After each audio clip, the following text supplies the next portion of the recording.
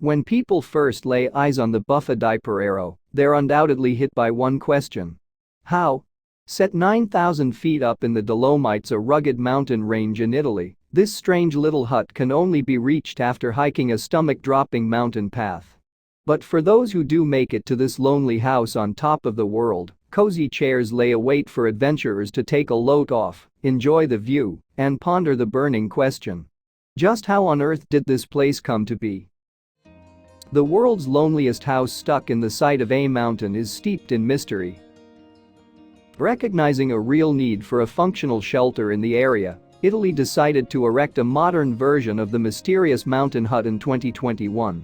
But the crazy construction troubles the crews endured only further highlighted the difficulty in building anything this high up.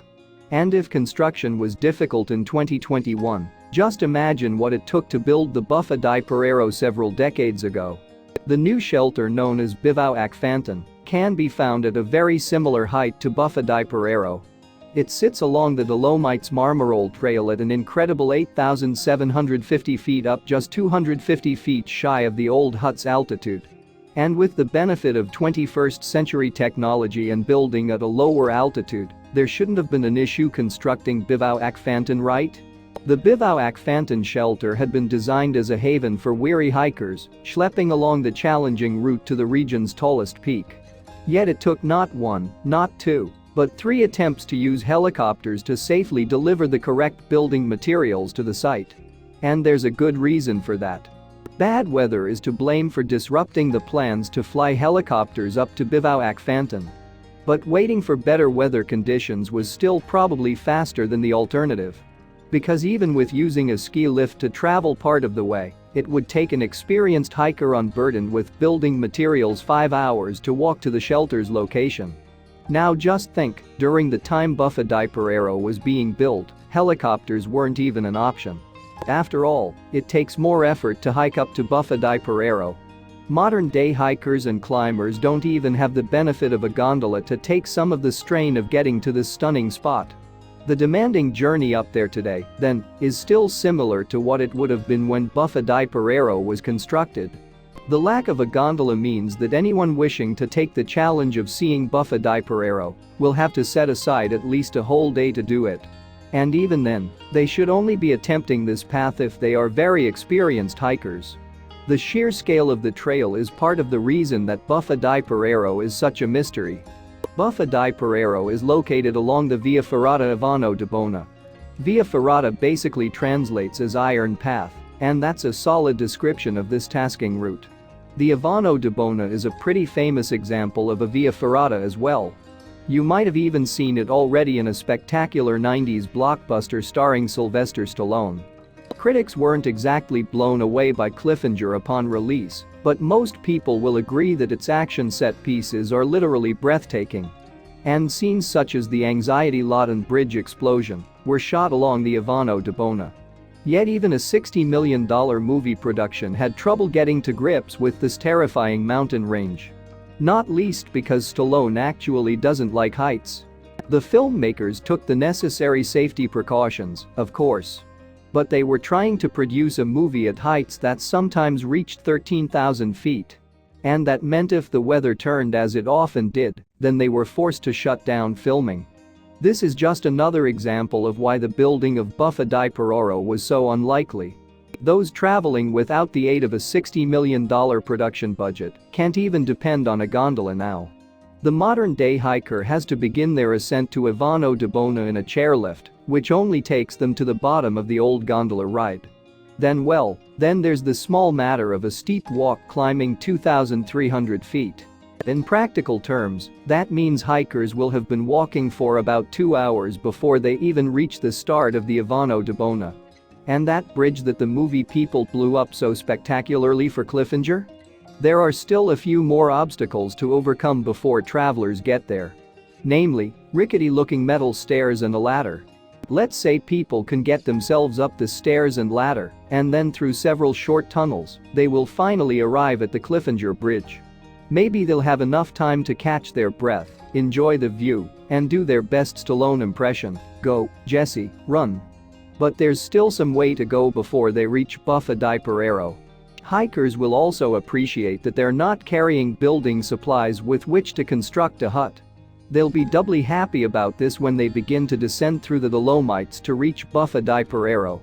After all, the hike down the mountain toward the strange hut is not exactly a walk in the park. They don't call it an iron path for nothing. The first course of action is to ascend another ladder to a small peak and then begin to hike the ridgeline.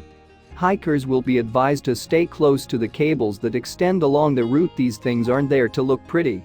In fact, these cables should be treated like close friends, as they will be a constant companion to anyone who dares to hike the trail.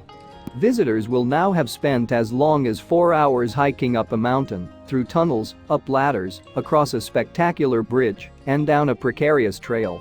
And it's only at this point that they will finally come across Buffa di Perrero.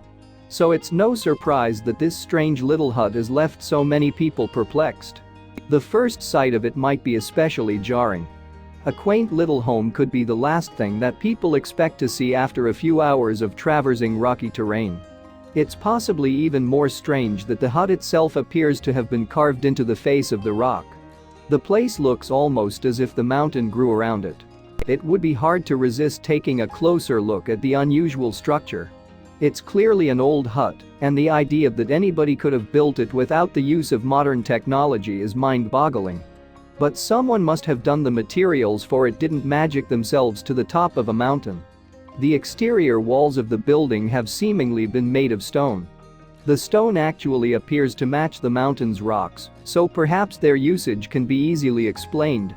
But what can't be immediately justified is the wooden interior, the framed windows, and the chairs. There's no way they were made using materials only available on the mountain. The roof of the structure also appears to have been constructed from wood and stone. Whoever first created the hut sure did put a lot of time and effort into making it a safe hideaway. Yet the mountain is a treacherous place, and the environment can turn in moments. And that's exactly what happened to the world's loneliest house in the summer of 2021. We're already heard how dangerous weather conditions had forced a movie production and helicopter crews to stop in their tracks.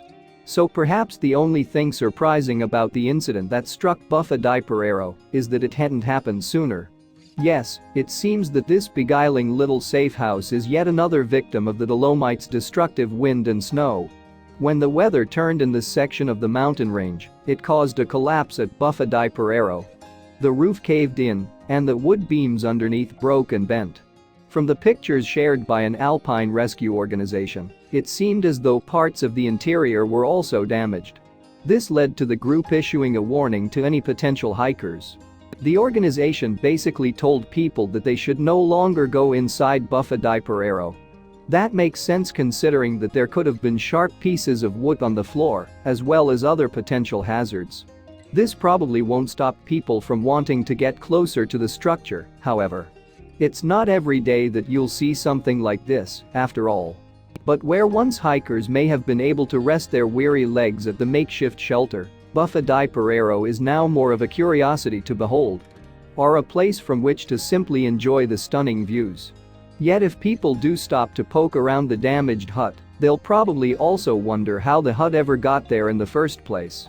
A look into the past could reveal the answers. Because this part of the Dolomites isn't just renowned for being the setting for a mediocre Sylvester Stallone movie. Shocking, we know. In fact, the Dolomites Mountains provided the backdrop for one of the most brutal conflicts of World War I. The fighting in the Dolomites was part of the White War. This cruel conflict was between Italian forces and the opposing Austro-Hungarian soldiers. That's why battles between these wartime enemies would take place throughout the Alps mountain ranges on their borders. Sometimes the infantry even came to blows at heights of 12,000 feet and in temperatures of -22 degrees Fahrenheit. The idea of fighting at those altitudes in those conditions is practically unheard of. Yet the soldiers kept at it for nearly as long as World War I itself. And if these men had to battle in such frosty environments, they had to do it with more than just bad words and hand signals. They had to have equipment. The mountains are hardly the ideal location for warfare, though. Previously, the only people traversing these peaks would have been foragers, shepherds, and climbers.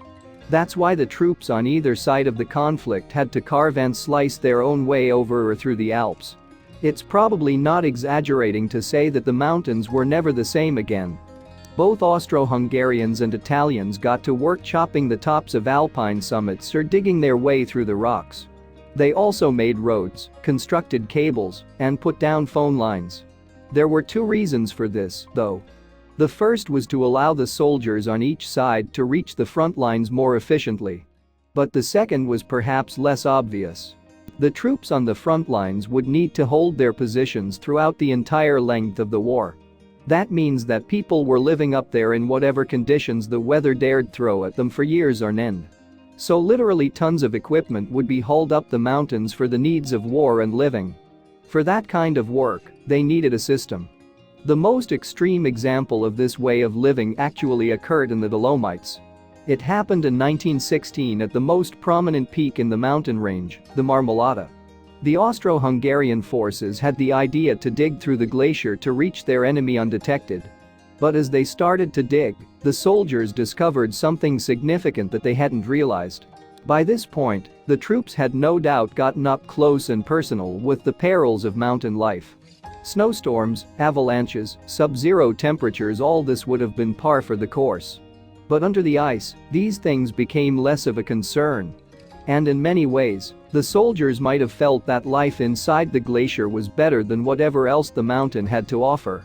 One thing led to another, and soon the Austro-Hungarian forces were digging for all they were worth.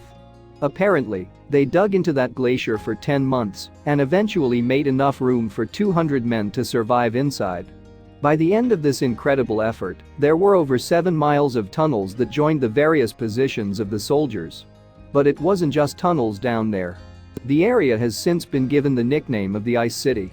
This incredible compound had places for soldiers to sleep, to cook, and even to pray. There were storerooms and sick bays down there as well. It basically had everything the soldiers would need to wage war against the Italians. A war that did also reach the section of the Dolomites that includes Buffa di Perrero. In 1915 there was an insane-sounding battle in the area of Monte Cristallo, where you'll find Buffa di Perrero today. This conflict took place in August and September and involved bombing on the actual mountain. Yet, somehow the troops managed to heave World War I-era artillery up to their positions to fire on the enemy. But the weather played a role then too. The soldiers were plagued by mist, snow, and cold during the fighting. And when all was said and done, very little had been achieved by either side. All that death and destruction for what amounted to gaining a handful of trenches. But this kind of dogged fighting in the area might help explain the appearance of Buffa di Perrero. The Ivano de Bona Trail was part of the paths that the Italian forces used throughout World War I. When people hike along the Via Ferrata today, in fact, they will come across the remnants of barriers and trenches from the war.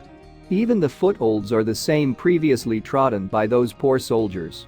It stands to reason, then, that these troops had also built Buffa di Perrero. There's no historical proof that this was actually the case, you understand. It's just that this is the generally accepted story.